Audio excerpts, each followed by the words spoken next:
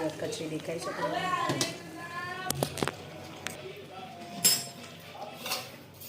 ખાંડ નાખીશું 3 4 5 6 ચમચી ખાંડ નાખીશું.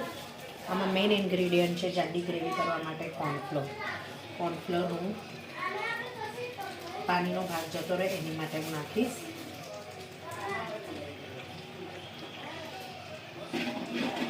હલાવી દઈએ મિક્સ થાય એની માટે.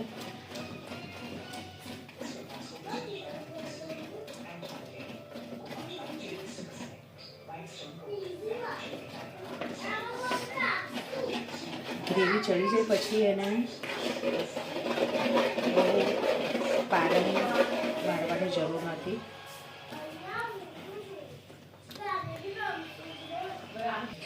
મારી પાસે 2 ટાઈપના બ્રેડ બેઝ છે, પીઝા બેઝ, એક નાનો અને સ્પંજ અને એક થીન ક્રસ્ટ. આ બંનેને આની પર હું હવે જે આપણે પીઝા સોસ બનાવ્યો છે એ લગાડીશ.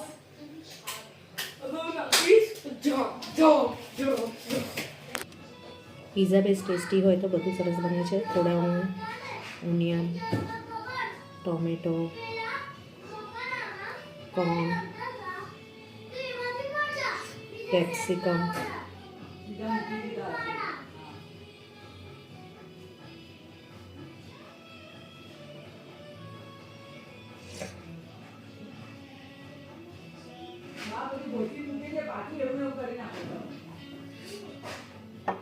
ઓલિવ્સ,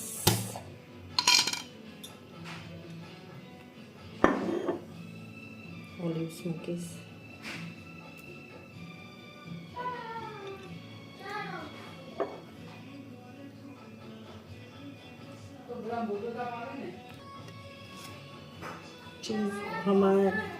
અમને ઘરમાં મોઝરેલા ચીઝ ઓછું ભાવે છે એટલે પ્રોસેસ ચીઝ અમૂલનું નાખીશ.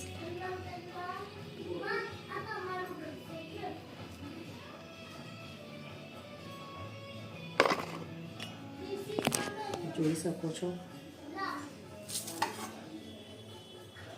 હવે હું પેનમાં ગરમ કરવા મૂકી દઈશ.